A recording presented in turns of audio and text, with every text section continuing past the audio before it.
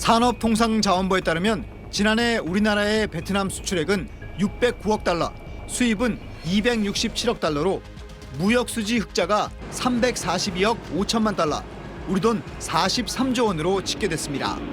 연간 기준으로 베트남이 최대 무역 흑자국에 오른 건 이번이 처음입니다.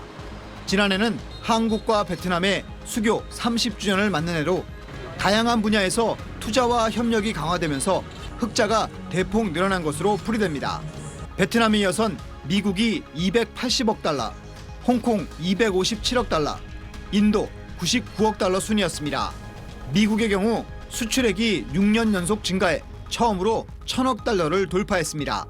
지난 2018년 흑자국 1위였던 중국은 지난해 흑자 규모가 12억 달러까지 줄어 22위로 밀려났습니다. 중국의 제로 코로나 정책 등으로 대중 수출이 줄기도 했지만 리튬 등 산업용 원자재 가격이 급등하면서 수입액이 큰 폭으로 늘었습니다. 무역 적자 교역국으론 에너지 자원 부국인 사우디아라비아가 367억 달러 적자로 1위를 차지했습니다.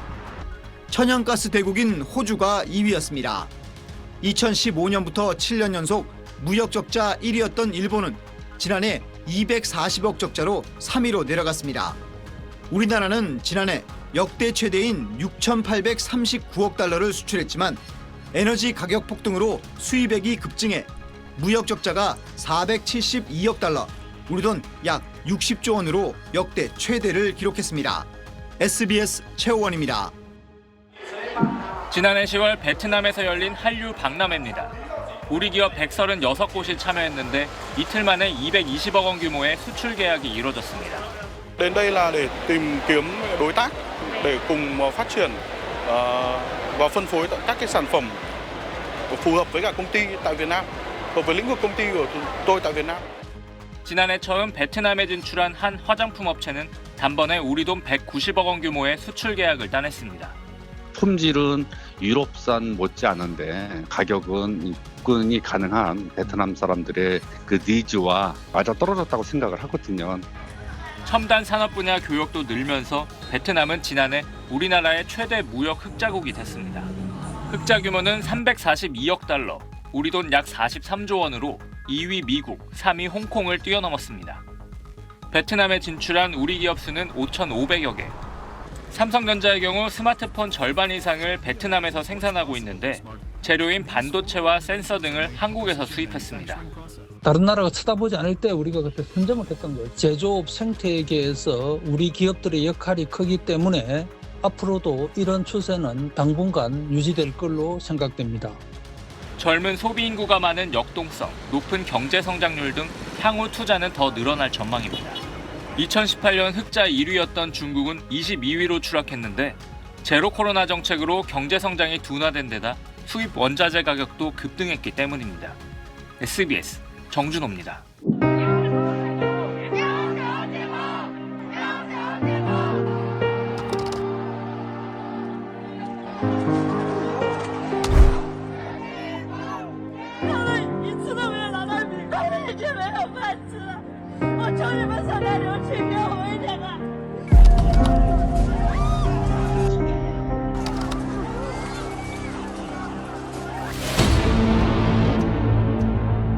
国内疫情多发散发，不利影响明显加大，超预期突发因素带来严重冲击。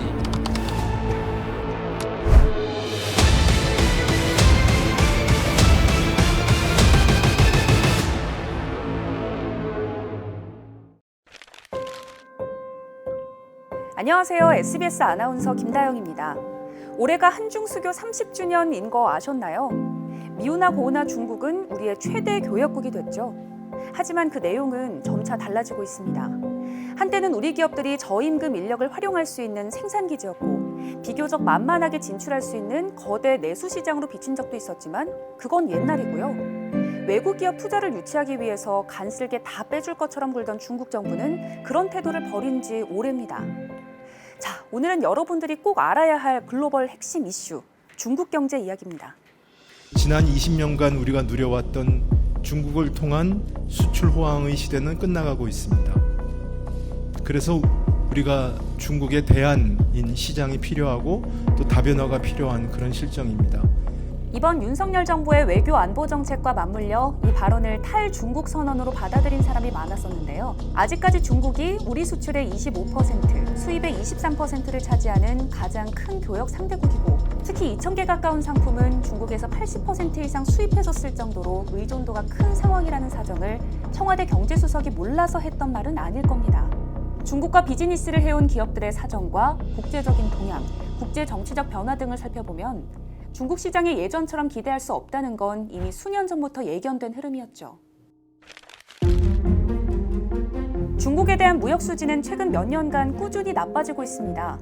2018년 556억 달러 흑자였던 것이 올해 2분기에는 결국 적자로 돌아섰죠.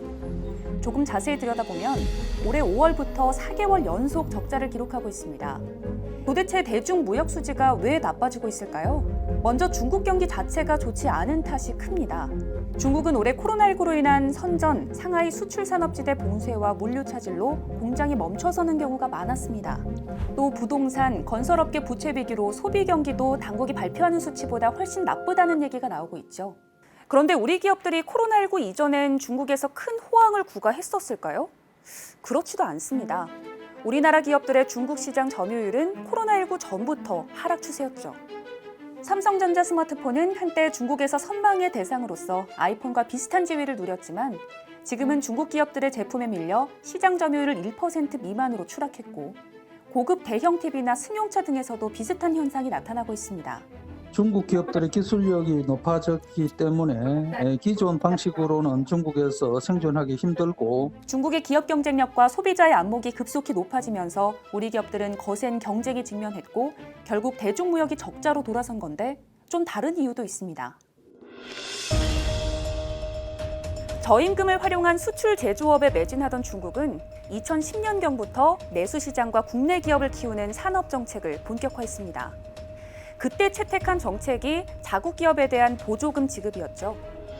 대도시 이외 지역에서 가전제품을 사거나 중고가전을 새 제품으로 바꿀 때 중국 기업 제품에 한해서 보조금을 줬습니다. 자동차도 마찬가지고요. 중국은 2010년부터 전기차를 생산하는 업체에 보조금을 주고 있는데 기아디, 둥펑 등 중국 전기차 업체가 정부로부터 받은 보조금 액수는 약 6조 4천억 원에 이른다고 합니다. 국내 산업을 키우기 위해 외국 기업에 비관세 장벽을 세우고 국내 기업에 이런저런 형태 보조금을 주는 건 우리나라도 해왔던 정책이긴 합니다. 하지만 보다 국력이 센 나라들과의 무역 분쟁에 휘말려 제재를 당할 가능성 때문에 늘상 눈치를 봐야 했던 우리와 달리 중국은 밖에서 뭐라 하든 아랑곳하지 않는다는 차이점이 있죠. 아예 정치적인 이유로 기업이 직격탄을 맞기도 했습니다. 현대차는 2016년 중국에서 114만 대를 팔며 역대 최대 판매량을 찍었는데 중국 시장이 더 커질 것으로 보고 이듬해인 2017년 우리 돈 약 1조 6천억 원을 투자해 연산 30만 대 규모의 충칭 공장을 지었습니다. 하지만 사드 보복과 한한령 사태 이후 중국인의 반한 감정이 커지면서 판매량이 급감했습니다. 기아차도 상황이 거의 비슷하죠. 거차오란 중국풍 또는 중국 전통을 뜻하는 거와 트렌드를 뜻하는 차오가 합쳐진 신조어입니다. 중국 문화, 중국 기술을 기반으로 한 중국 특색의 제품을 찾아 소비하는 애국 소비를 뜻합니다. 시진핑 주석의 중국 제일주의와 서방에 대한 대결 노선이 소비로 표현된 것이라고도 할 수 있는데요. 풍요로워진 중국에서 태어나 미중 갈등을 보고 자라면서 위대한 중국을 왜 세계가 존중하지 않느냐며 불만스러워하는 MZ세대가 거차오 바람의 주축입니다. 거차오 열풍은 각종 공산품을 넘어 문화, 일상생활, 콘텐츠 등 다양한 영역으로까지 확장되고 있습니다. 중국인들이 선망할 만한 레벨의 제품이 되거나 중국 제품들과 가성비 경쟁에서도 밀리지 않을 정도가 되려면 중국 소비자들에게 선택받기가 어렵죠. 아모레퍼시픽, LG생활건강 등 한국 화장품 업체들이 중국 매출 부진을 겪는 건 단지 코로나19 봉쇄 때문만은 아닌 거죠.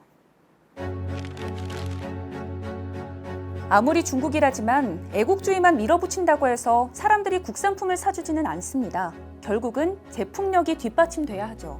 스마트폰을 예로 들면 중국 소비자들이 더 이상 한국 제품을 찾지 않는 건 단지 사드 보복과 한한령에서 이어지는 감정적인 이유 때문만은 아닙니다. 중국 소비자들은 이제 아이폰을 사거나 중국 제품을 삽니다.